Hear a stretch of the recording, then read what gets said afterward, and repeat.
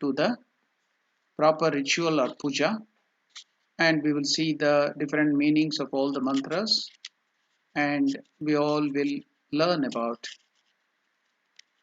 what is the significance of worship, puja, and these upasanas. Now, I'll start with the discussion on the science of worship. Past two classes, I have been discussing about the significance and the science behind every aspect of worship. Now, today we will continue that discussion, whereby we came to know how many types of worship or puja are there, what are the different kind, and now we shall come to another aspect of puja, the science of worship, that is worship, puja or upasanas are enjoined in the scriptures as aids to the gradual attainment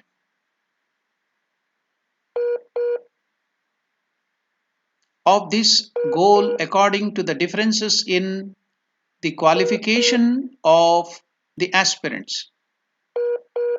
So, what is the goal?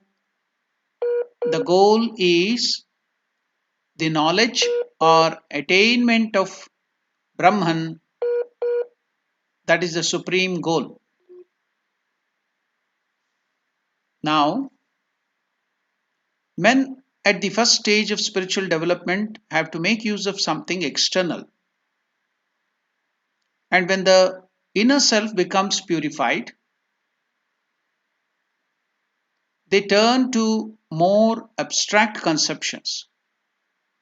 The impurity of the aspirant's mind gets eliminated to the extent he progresses in worship. A kind of ethereal peace and bliss gradually envelops his heart.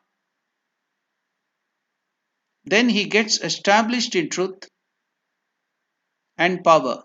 The mantras he utters becomes awakened, charged with the power of consciousness, and penetrating power of his subtle intelligence, the dhi or medha, to grasp finer truths continues to grow as he earnestly persists with the utterance of the awakened mantras. He then attains the real fruit of worshipping the supreme goal. Now, when he progresses to a higher stage in the spiritual life, at this stage, no separate spiritual discipline called worship or puja exists for the sadhaka, the spiritual aspirant.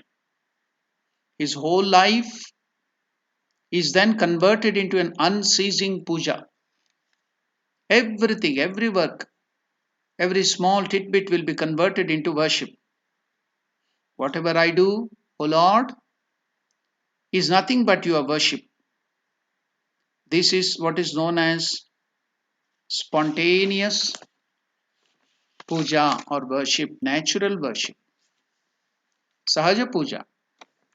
This worship of this spirit of natural worship finds a beautiful expression in one of the verses of Saundarya Lahari of Sri Shankaracharya.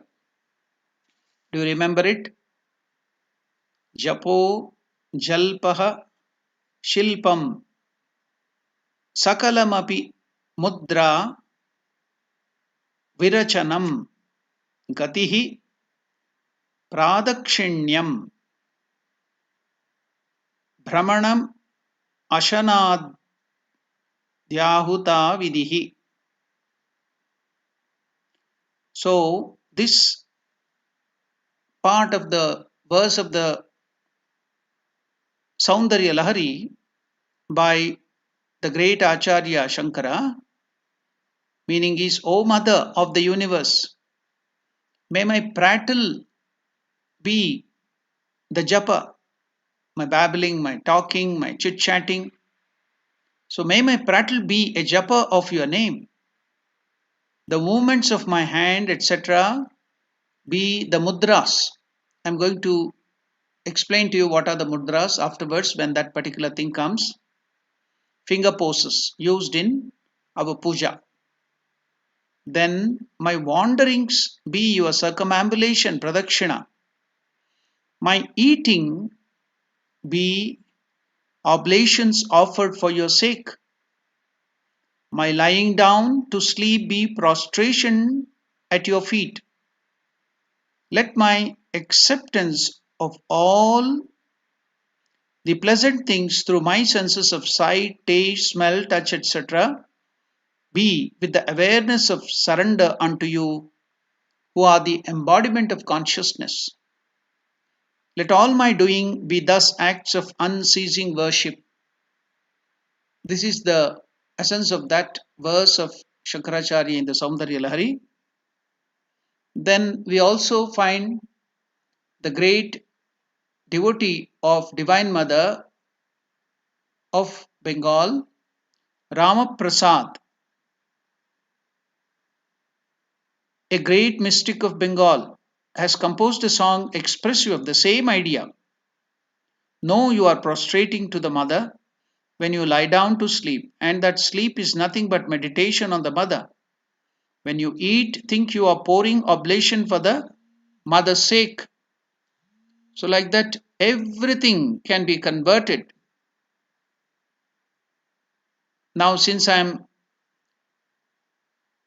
going through the science of worship, the theory portion, I think there is no need of showing the diagram and all other things, the slide.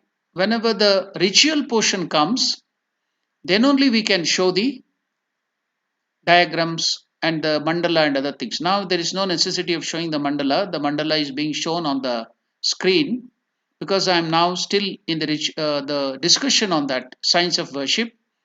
We need not show the mandala and others, the script. I think the people who are handling can hear me.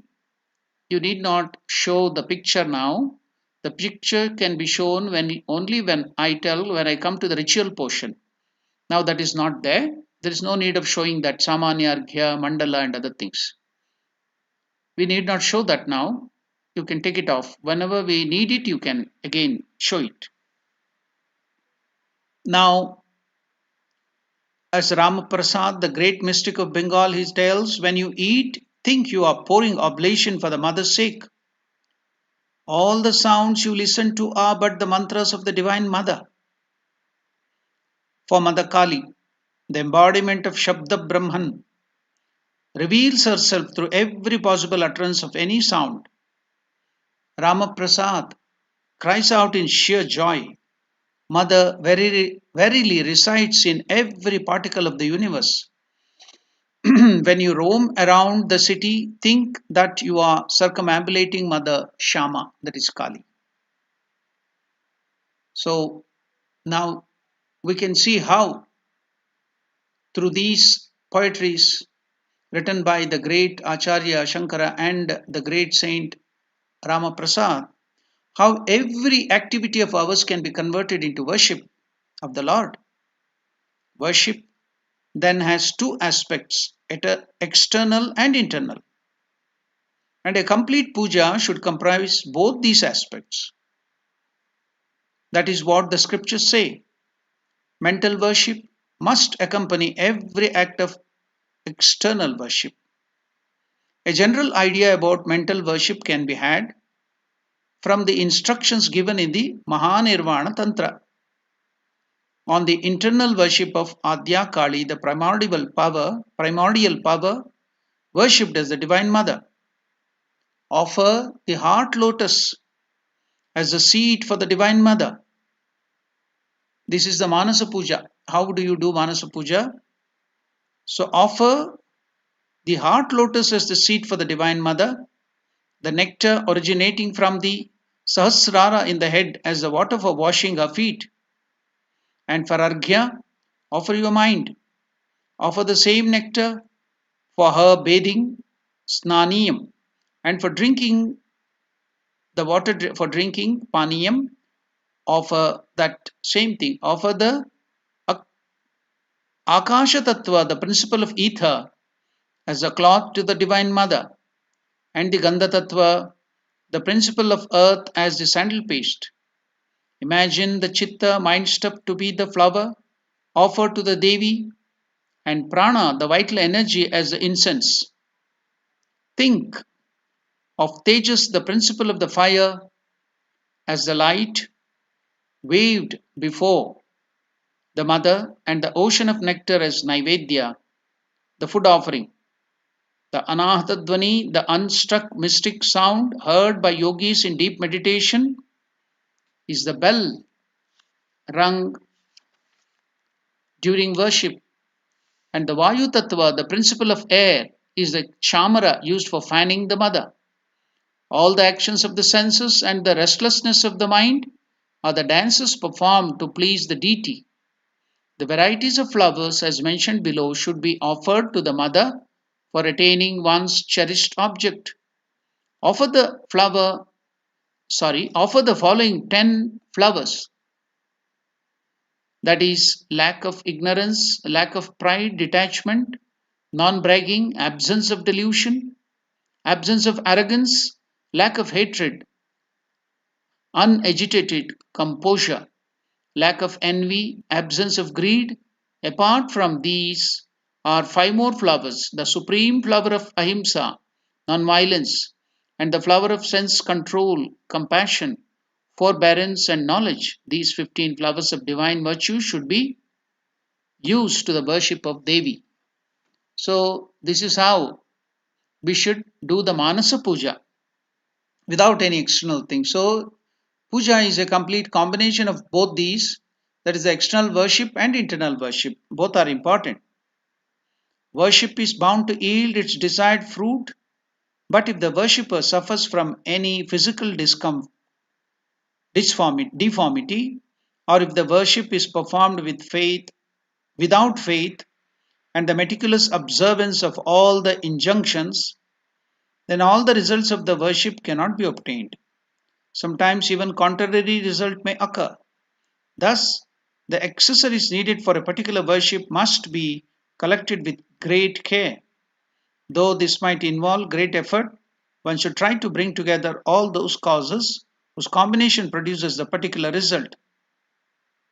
It is not the fault of science of worship if the desired fruit is not attained, rather, the fault is with the non observance of the injunctions of the worship. Desiring mastery over the science of chemistry, if somebody bathes 3 times daily, eats sparingly, and performs japa of the Bija Mantra in solitude, is there any hope of his ever attaining his desired objective of learning chemistry? As the proverb goes, for a marriage ceremony, the specific mantra appropriate to the occasion must be repeated, and not the other. After performing the worship without Shraddha, Shraddha means here faith. After performing the worship without Shraddha, without properly observing the rules, without chanting the mantra correctly, and without giving the dakshina fees to the priest, etc., if one complains saying, "Why did I not get the fruit of the worship?" how meaningless that would be. Therefore, it is absolutely essential that whatever formalities are enjoined for a particular puja are followed meticulously with great faith and care. If one carefully studies the scriptural injunctions in regard to these formalities, one would observe that each of them had a special significance. And if one performs the worship with sufficient knowledge of their significance, then the charm of the worship is also enhanced.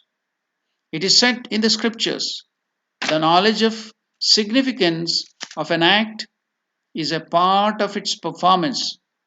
Without this knowledge, true or real performance of worship, etc., is not possible. Thus, when an action is performed after knowing its significance, then the worshipper's devotion to and faith in it becomes naturally strong. Then the action does not appear to be merely a mechanical, dry ritual.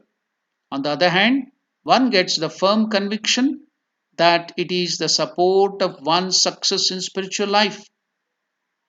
If the worshipper can feel and realize the real spirit and the inner significance of the ritual, he can then understand its need and relevance. Then the real significance of the mantras of the offerings like Naivedya, etc., and of the various parts of the puja like Nyasa, Pranayama, Bhutashuddhi, Dhyana, etc., becomes clearly revealed to him, and he can feel in his heart of hearts that it is God realization that is the supreme objective towards which all these are oriented.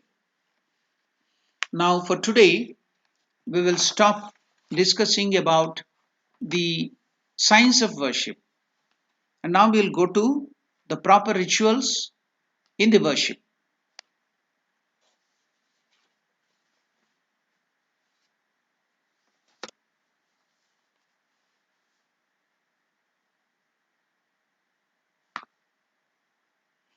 I think in the last two classes we saw the introduction and the achamanam.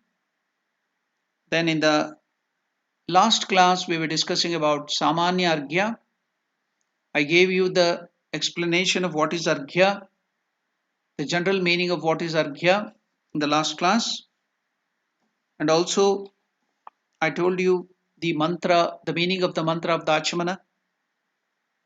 Now today, before starting some discussions on the samanya arghya, we shall chant the mantra from the beginning so that we will get a revision of what we have studied from the beginning. Now, as we all know, the first thing we have to chant is the mantra of the Guru and Ganesha. So we should start with the Ganesha mantra and the Guru mantra. Om Shuklambaradaram Vishnum Shashivarnam Chaturbhujam Prasannavadanam Dhyayet Sarva Vignopashantaye. Any mantra of Ganesha can be chanted. You all know that. Then the Guru mantra is Gurur Brahma, Gurur Vishnu, Gurur Devo Maheshwaraha, Guru Sakshat Param Brahma, Tasmai Shri Gurave Namaha. All of you know this mantra, so only you have to chant it correctly. Should not make the mistake of telling most of the people make this Guruve Namaha. It is Gurave Namaha. Then we have to come to chant the mantra of Lord Vishnu, Narayana. Om Sarva Mangala Mangalyam Varenyam Varadam Shubham Narayanam Namaskritya Sarva Karmani Karayet. I have given the meaning as well as the transliteration in English. The mantra has been transliterated into English. Last time I taught you that. So I will not do that again. Then we come to the proper achamanam. The achamana mantras are Om Tat Vishnoho Paramam Padam Sada Pashyanti Surayaha Diviva Chakshuratatam Om Apavitraf Pavitro Va Sarvavasthangato Va Yahasmaret Pundarikaksham Sabahya Abhyantara Shuchihi. So I have given you this mantra in English too, and also the meaning in English. Now we shall now start with this Samanya Arghya, where we had just discussed about Samanya Arghya in the last class a little. Now I will start this from the beginning itself. As I told you, Samanya meaning general.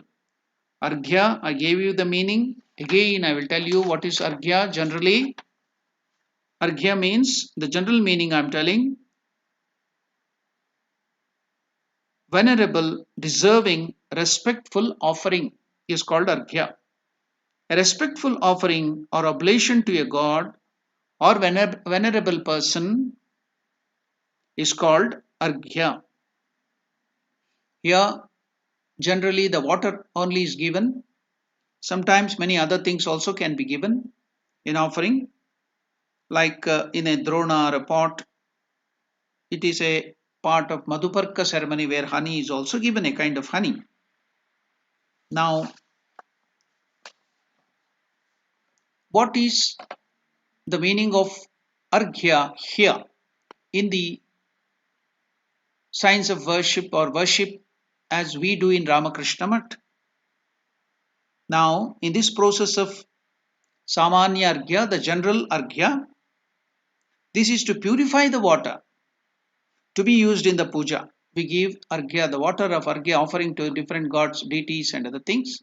So now in this process called Samanya Arghya, general Arghya, we are purifying the water to be used in the puja. So how are we doing this ritual? On the floor, in front, where you are sitting, we told that the deity will be placed, the picture or the image is placed, and we are turning, the pujari or the person who is doing puja should be turning either to the east or to the north direction. Sitting on the asana, you should not sit on the ground. It may be made of cloth or something, a non-conducting agent. So you have to sit on that asana. You all know about asana. Now, in front, on the floor, slightly to the left, draw with the right ring finger. You know the ring finger, dipped in water, a triangle. So we have given the picture here. There is a triangle, concentric triangle. Then after that, the same way, the concentric, no, don't go for that. We are only giving the mandala. Don't go to the kosha and kushi. It's only the mandala. So that a triangle, then after that, a circle. Around the triangle, you see a circle. That is also concentric, the same center, from the same center. Then after that is the square. You have to write all these things. I tell it again. With the right ring finger dipped in water, a triangle, a circle, enclosing it, and then a square around that. You can see the figure. We have given that figure displayed on the screen. That is concentric. The center should be the same for all the three diagrams. So now worship this diagram with flowers. Smeared with sandal paste. You will have two sandal paste, that is the white one, Shweta Chandana, and then another sandal paste, that is the red one. It's called the Rakta Chandana, red sandal paste and white sandal paste. Now dipping the flower with this sandal paste, we then go to worship that diagram. What is the diagram? We have written now, that's called mandala, with the triangle, then the circle, then the square. So this is called the mandala. We are worshipping that with this flower. Now we will display the mantra. The first mantra of the Samanya Arghya is to be displayed. The mantra, what is that? The mandala only is to be worshipped. The mantra is Om Ete Gandha Pushpe Adhara Shaktyadibhyo Namaha. I'll repeat it again.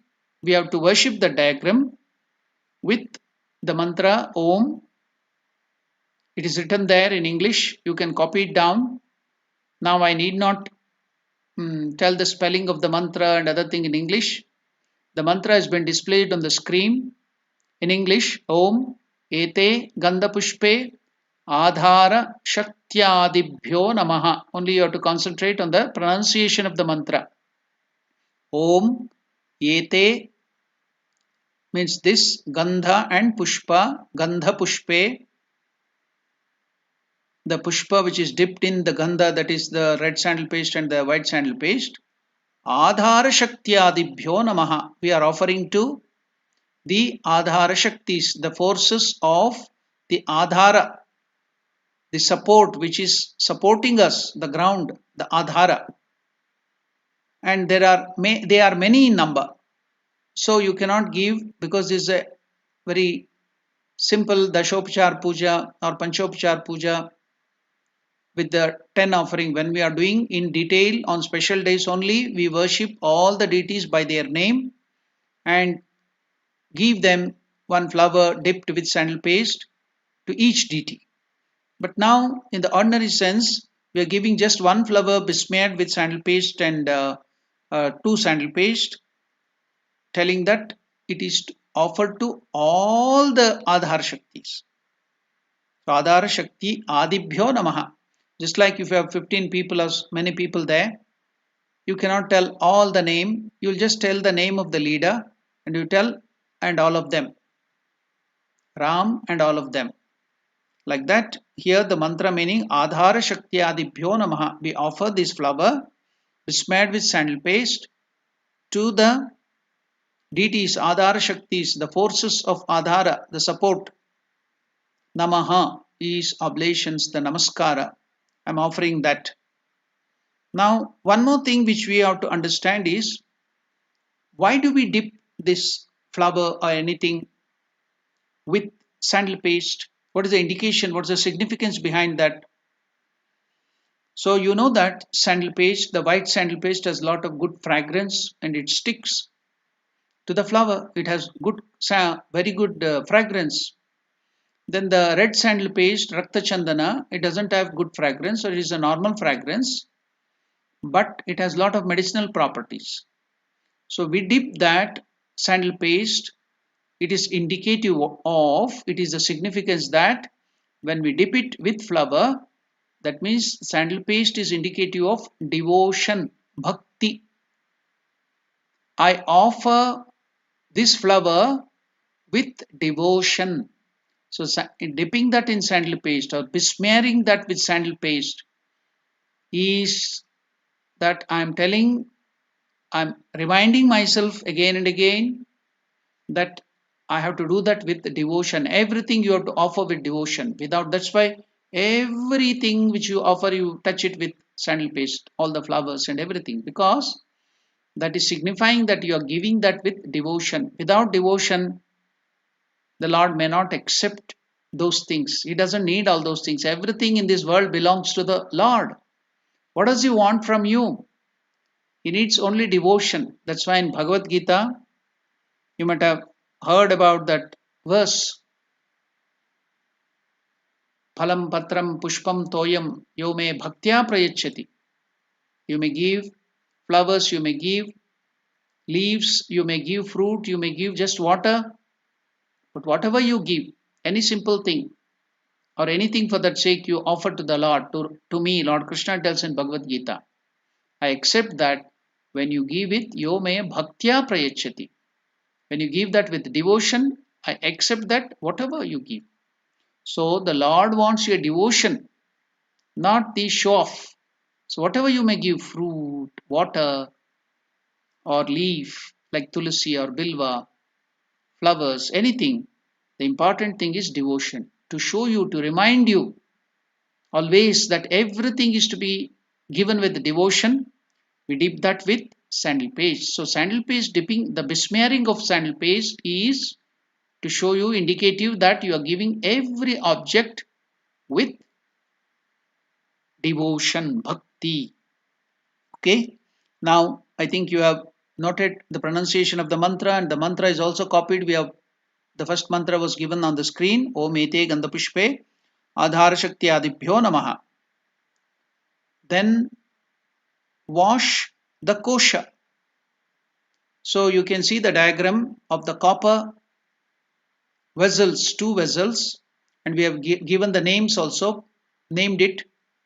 The bigger one is called kosha.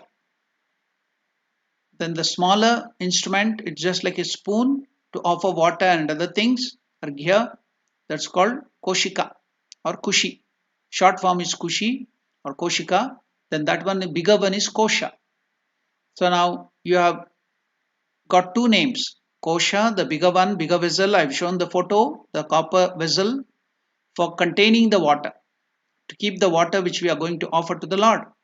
And the smaller vessel is like a spoon, that is to offer water into the worship vessel or the worship kunda, the copper vessel.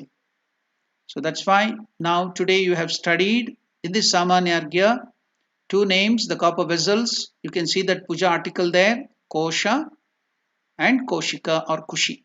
The smaller one is kushi or koshika, the bigger one is kosha. Okay. Then you have to wash that with little water, not too much of water and other thing pouring into it. Little water, wash that, sprinkle on that kosha, that is a bigger vessel, and the koshika referred to hereafter as kosha and kushi, with water uttering phat. So now another thing which you have to utter is phat, the mantra PHAT. I'll give that afterwards. Why do we use that word phat? So to remove the obstacles, remove something, chase away something which you don't want, we use the mantra phat. So now you wash that vessel, both the vessels with little water, uttering the mantra phat, P-H-A-T, phat. Okay. Then place it over the figure uttering. Now place that two thing on that figure, the diagram which we have worshipped. Now the diagram there written and the vessel there put there is not so congruous, because the diagram will be very small, very little, very small, maybe of 2 or 3 centimeters, but the vessel will be maybe some 15 or 20 centimeters. So the vessel will be bigger, but here to show you and make it clear, we have made the vessel smaller and the diagram bigger. So the diagram will not be so big compared to the vessel. The vessel will be too big. So the diagram will be very small. So don't get confused. It is only to make you understand the diagram is shown here big, in a big way. But the vessel will be much more bigger than that. Okay. Then you keep that vessel on the diagram. Then fill that kosha or the bigger vessel with water. The water should be mixed with Ganga water to be pure. So that water which is mixed with Ganga water, or if you have the facility of getting pure Ganga water, then that whole thing can be used. Ganga water can be used. Otherwise, if you have scarcity of getting the Ganga water, if you are in a foreign country or far away place from Ganga, then you can add some drops of Ganga water into the vessel and make the whole water pure like Ganga. The whole water becomes Ganga. Now fill that telling Namaha, Namaha, Namaha, the mantra Namaha. So how to write Namaha? There in that mantra it is there N-A-M-A-H or H-A. Some people pronounce it as Namaha. Some people pronounce it as Namah. So that's why N-A-M-A-H or N-A-M-A-H-A. Namah. So uttering Namaha, fill it with water. Now again uttering Om, place an arghya at the tip of the kosha. Now you have that vessel. There is a small tip on the upper side. So you have to keep that arghya on the tip of the vessel. Now, what do you mean by arghya here? So I will give you a detailed description of how to prepare arghya. Now we'll go to the diagram where we can see the bilva leaf, the durva, and the akshata, and the flower and the sandal paste. I have shown you the picture here. So now how to prepare arghya? What is arghya? Here arghya, because I told you the general meaning there, what is the arghya? Then this is a step called samanya arghya, preparation of that water. Now there is one more term called arghya. What is that arghya? Arghya is prepared as follows. How to prepare that? Smear a fresh and broad bilva leaf. The bilva leaf is there with sandal paste. You can see the sandal paste also, how they paste that one with that sandalwood. Also the red and the white, both are shown in the picture. How they paste it and how the paste will be there. Then that will be collected in two small vessels. It will be there, kept there. Then you can smear the bilva leaf, which is broad. Then on all the three leaves you have to smear this, both the sandal paste, the red and the white. Then sprinkle some rice over it. On three this thing, on that sandal paste, put some that akshata. You may be seeing that rice. How to prepare that akshata? Some people just use washed rice, but akshata is prepared in this way, this manner. What is the way it is prepared? Take little good rice which is unbroken. The name Akshata means unbroken. The rice particle should not be broken. You have to carefully use while preparing Akshata unbroken. The name itself is Akshata means unbroken.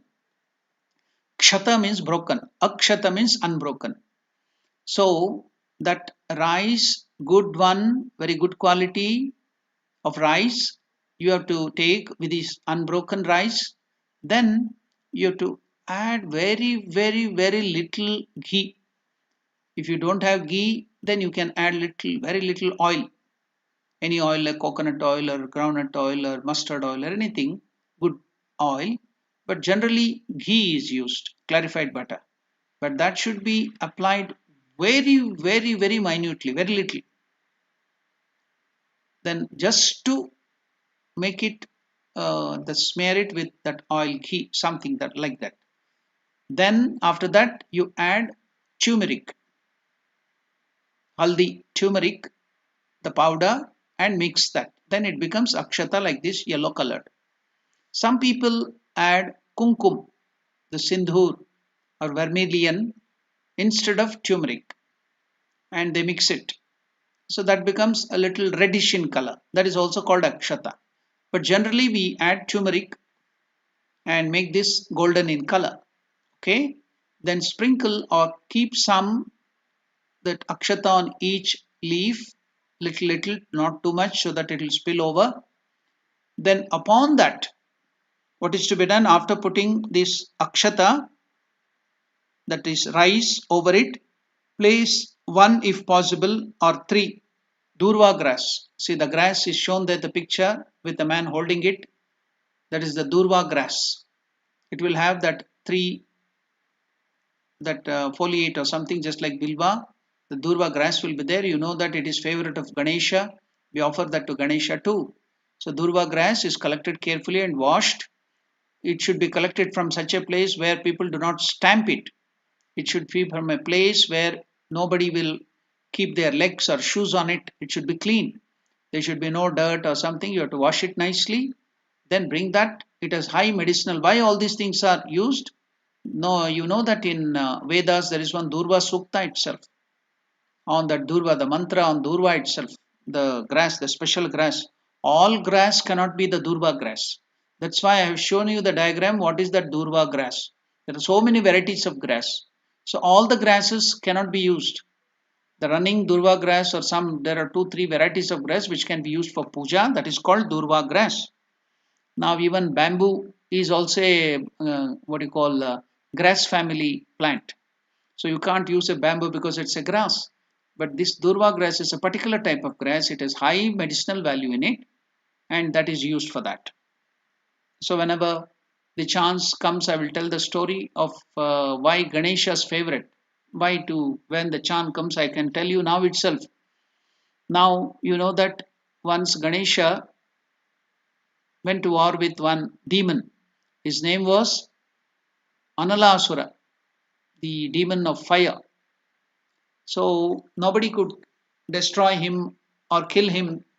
So he had some boon from Brahma or some other god. So nobody could destroy him or kill him. So he became a very big impediment to all the good people. He was doing a lot of trouble.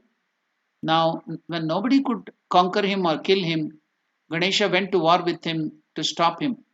But it was so difficult, nobody could kill him. He had the boon. So that Analasura, the fire, the demon of fire, when Ganesha saw that he couldn't kill him, he swallowed him. You know what is his name? Demon of fire. Analasura. Anala means fire. Now when he swallowed him, then whole body and head, everything of Ganesha started burning, having burning sensation. He suffered from burning. So nobody could cure that burning of Ganesha. Ganesha suffered a lot. Then one great Rishi, he bought the remedy, bought this Durva grass and kept it on the head of Ganesha. Then that reduced the burning sensation of Ganesha. That's why you know that we keep always while we are worshipping Lord Ganesha, we take this Durva grass, particularly that type of grass, 21 in number, and we always place it on the head of Ganesha because that is the story behind that, the Puranic story. But when you speak about it scientifically, it has lot of medicinal value. If it is used in puja and then you pour water on it and the medicinal thing comes out of that into that water, you take that as tirtha or sacred water, then it may cure many diseases. Unknowingly we will be cured of so many diseases. It has lot of medicinal values. That's why the durva grass is used in the puja. So now I told you the story of the durva curing that Ganesha's burning sensation and why Ganesha loves it, and also this particular type of durva is used in arghya. So after placing one or three durva grass on that bilva patra, then red hibiscus or any multi-petaled hibiscus, we have shown that multi-petaled, how the multi-petaled hibiscus will be. So a red hibiscus, if it is available, or it may be aparajita flower also can be used. You can place that hibiscus flower or aparajita flower on this. So now the whole thing, what is that? The bilva smeared with the white and red sandal paste, then keeping the akshata, then the unbroken akshata with turmeric and other things, ghee, then keeping that durva grass on it, then keeping that flower on that. The whole thing is arghya. So the whole thing we keep it on the top of this, uh, the tip of that kosha filled with water.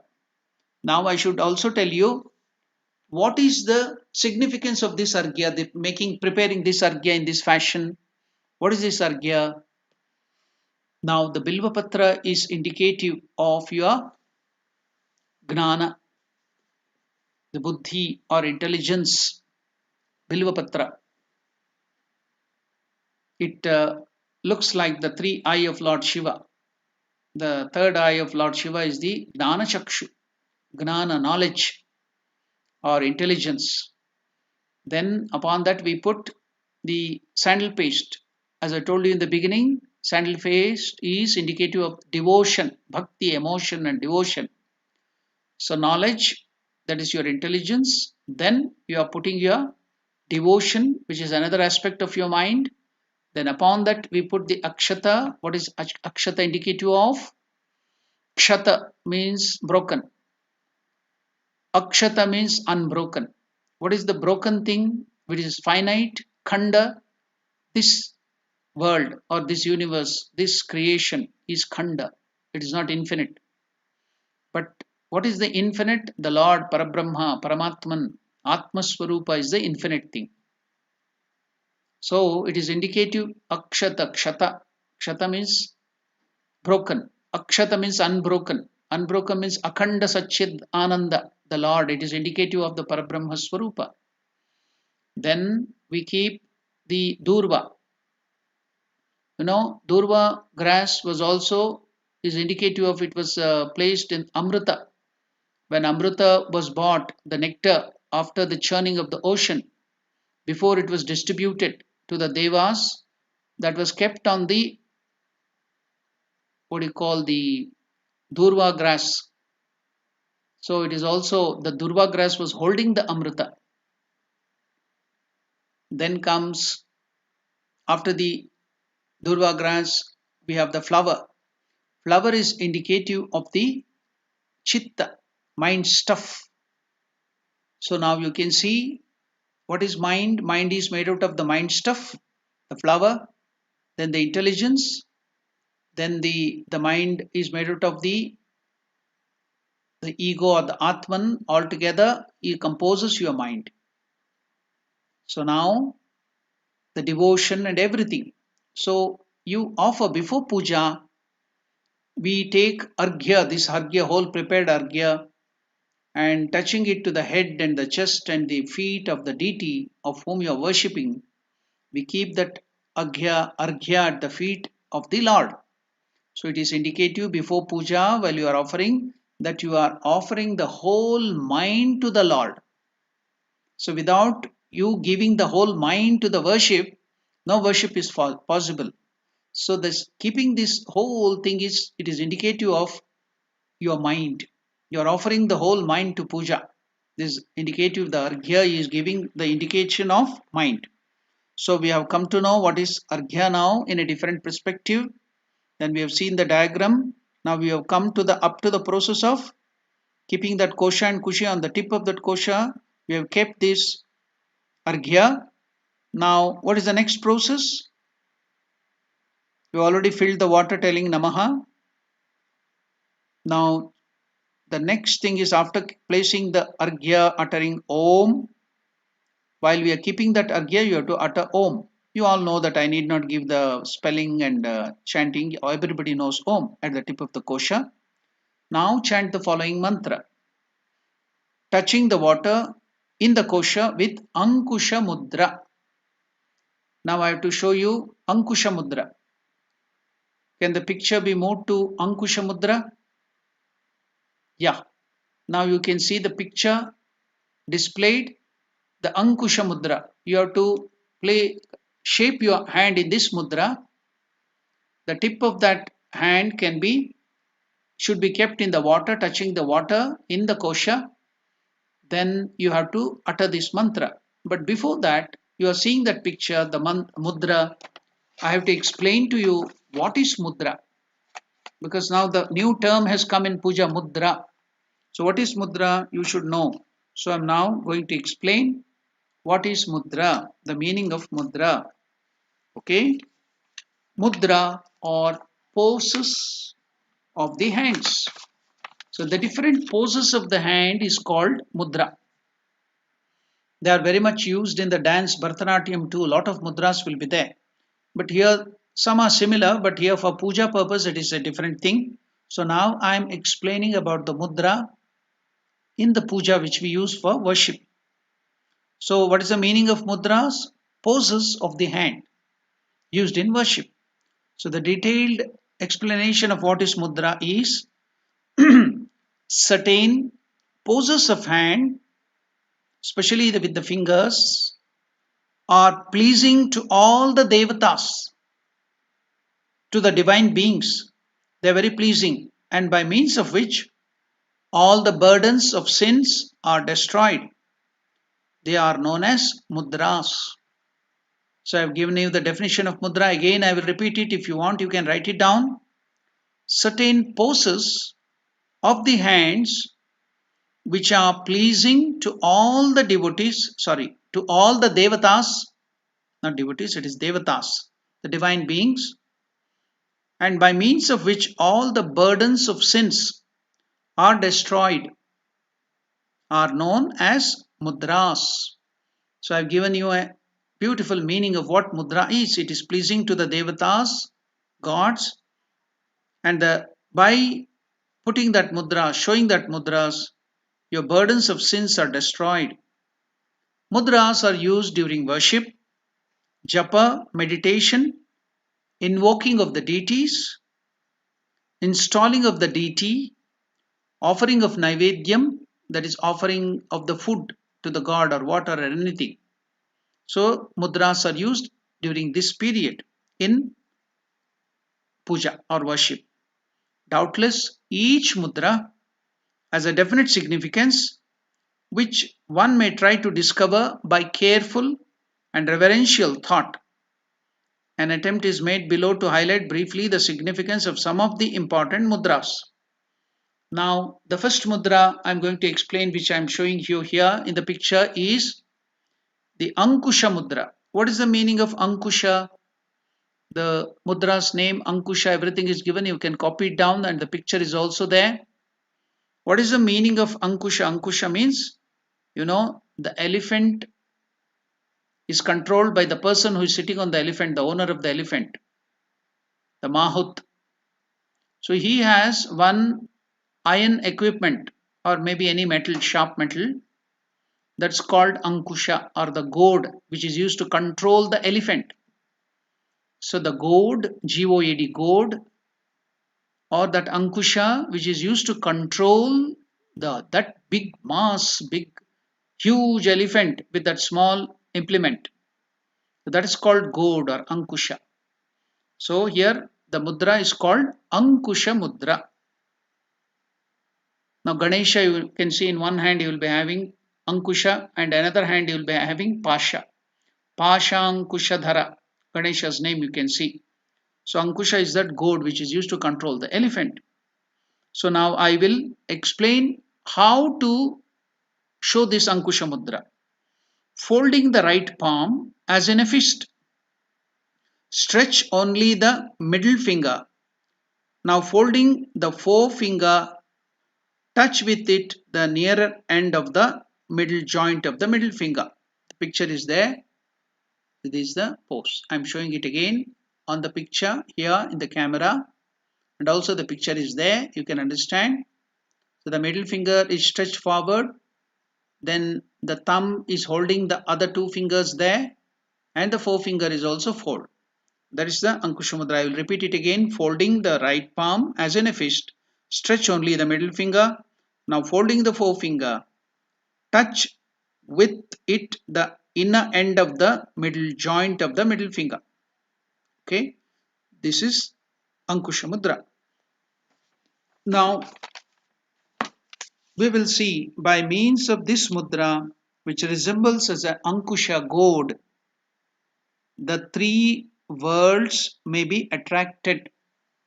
It is used to attract all the three worlds. What are the three worlds? In Gayatri Mantra, we use the three worlds name Bhur Bhuva Swaha.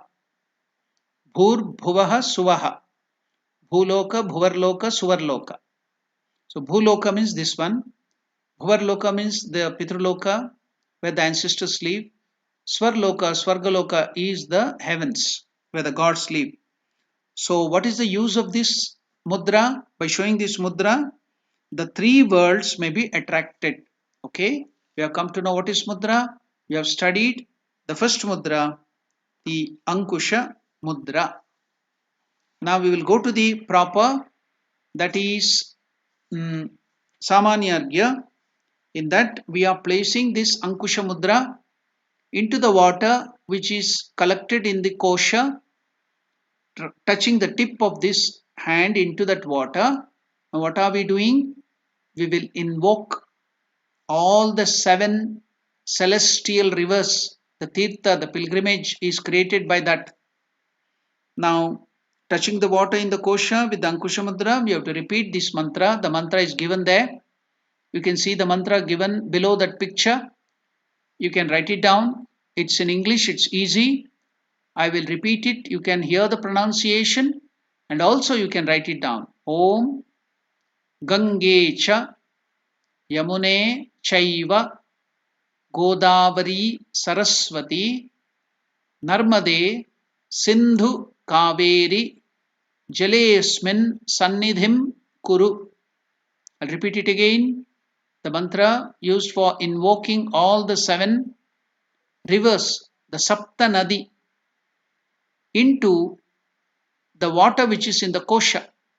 We are attracting all those water from the solar regions or the higher lokas, higher spheres. So that is the usage of this Ankusha Mudra. Ankusha Mudra is attracting all those things into the water here. And now we will repeat the mantra again and I will tell you the meaning of this mantra. Om Gange Cha Yamune Chaiva Godavari Saraswati Narmade Sindhu Kaveri Jale Asmin Sannidhim Kuru. That's the meaning. How to tell it? Complete this thing. Om Gange Chamune Chaiva Godavari Saraswati Narmade Sindhu Kaveri Jalesmin Sannidhim Kuru is the way the mantra is told fast. But I showed you how to pronounce it slowly. What are the words inside? Now I am going to tell you the meaning of this mantra. Om, you know the mantra. Gange, the river Gange. Cha means and in Sanskrit. Yamune, you know Yamuna, another river. Chaiva, cha eva. Cha means again and, eva also. Godavari, that is also another great river. You know Ganga, Yamuna, you have heard of it. Ganga starts in the Himalayas, go down to the sea near Bengal, near Calcutta, 120 kilometers there. It joins the thing in Ganga Sagar. You know all the story in Ramayana and in other Puranas, how is in our scriptures, how Mother Ganga was brought from the celestial place. Lord Brahma's Kamandalu or Brahma gave it, but nobody could hold it. Bhagirath did the tapasya and even asked Lord Shiva, requested Lord Shiva to withhold that Ganga, because if Ganga falls from that, the earth may be out of the orbit. So Shiva withstood, took that Ganga on his head, and you can see always the Ganga is flowing from the Shiva's head, controlled it. It made the river to control, you know about Ganga. Then we have Yamuna. It is on the bank of, near Delhi. It is on the bank of Vrindavan, where Lord Krishna showed his all his sports. Yamuna. Then it origin is in this thing itself, Himalayas. You can go to Himalaya, you can find Gangotri and Yamunotri. Then what is the next river? Gangecha Yamune Chaiva Godavari. Godavari river. Again, the pronunciation should be clear. Godavari. Godavari. So it starts in Maharashtra, then it flows towards Andhra Pradesh, then it reaches the sea in Bay of Bengal. So that is Godavari. Now Godavari river passes through Maharashtra and some other places and reaches the thing there. Its origin is, I think, near Trambakeshwar in Maharashtra. 30 kilometers from the origin, that Trambakeshwar was the place where Rama, Lakshmana and Sita lived, the Panchavati, from where Ravana kidnapped Mother Sita, Panchavati. That is in Maharashtra. If you go there, you can see all these places, the birthplace of Godavari and the place. There is also the Jyotirlinga, Trambakeshwar of Lord Shiva. Nearby is the birthplace of Godavari. Now, the next river you see is Saraswati. Saraswati river also started from Himalaya and used to flow earlier. All that our rishis and this thing, the great civilization of Hindus, the Vedas, everything came out on this civilization. But after many years of flowing, now it has become Guptagamini. It has gone into the ground. You cannot see the river, but it is flowing within, under the underground. Earlier it was a big river. For many years it flowed from Himalayas in North India. On that bank itself, all the Vedic civilization developed. Now, what is the other river after Saraswati? Narmade. Narmada river was born out of the sweat of Lord Shiva when he was trying to hit the Tripuras. The great demons had got the boon that they will have 3 cities flying in the air. Nobody can destroy it. Only Lord Shiva could destroy. Anybody with one arrow, when they came together, should hit it at one time. Then only it could be destroyed. Nobody could do that other than Lord Shiva. Then Shiva withstood when all the 3 that cities Tripura came together. Then he hit that with the arrow. Then it destroyed that 3 puras, cities. So that's why Shiva is called Tripurari. Tripurari. Shiva's another name is Tripurari. He destroyed the cities of the demons. So now, while doing that, he was waiting with great focus. Then he started sweating. So out of that sweat came this river, that is Narmada, which the origin is near in Madhya Pradesh. Then that is near. There is also one Jyotirlinga, one famous Shiva temple there. But this origin is near Amarkantak. So it flows through Madhya Pradesh and Gujarat and reaches the sea there, Arabian Sea. So this is a very sacred river. Most of the sadhus who do sadhana, they do it on the bank of Narmada. It's a very sacred river. So then after Narmada we have Sindhu. Again it is in North India. Sindhu starts in the Himalayas. Now it goes towards Pakistan, present Pakistan, Sindhu. Then Kaveri is in South India. Its origin is in Karnataka in Coorg. So there is Bhagamandala. If you go there, we have that the birthplace of Kaveri. From there it flows through Karnataka, goes to Tamil Nadu and reaches the Bay of Bengal. These are all the 7 great rivers. They are very sacred rivers. So all these 7 rivers, we have told the name: Sindhu, Kaveri, Om, Gangecha, Yamune, Chaiva, Godavari, Saraswati, Narmade, Sindhu, Kaveri. Jale Asmin. Asmin Jale. In this water where I am showing, now we are showing that water. What is that? In the kosha we have kept the water which we will be using for the worship of the Lord. So all these, O divine mothers, the sacred rivers, Please assemble, get attracted and come here. Jale asmin sannidhim, your presence, let it be felt. Kuru, please come, do it. That's the meaning of this mantra. So now, with this Ankusha Mudra, you have seen the Ankusha Mudra. If you tell this mantra and keep that Ankusha Mudra in that water wherever you do, then you can invoke that pilgrimage, the site of pilgrimage. You can make that water itself so pure as all the seven rivers with this mantra. Even in India, before taking bath in the bucket of water, whatever you have collected the water, they will tell this mantra, keep that hand there and invoke all the seven rivers and take bath. That means every day you can take bath in all the seven rivers, the sacred rivers, all your sin will vanish. Then some people, while they are cooking, they use the water, they invoke this with this mantra. So very, very important. See, with this mantra, you can invoke all the seven rivers. You may be in Johannesburg, you may be in Durban, you may be in America, you may be in Australia, whichever part of the world. So you can bring down that all the sacred rivers from that celestial region into your home, into the water wherever you want. You can drink the water, pure water. You can take bath in that water, the bathing water, the cooking water, everything can be purified. So that is the speciality of this mantra. You can bring all the seven rivers to your own house with this mantra. So it will attract it from the celestial region and make it pure. So what a wonderful mantra has been given. You have learned the meaning of it.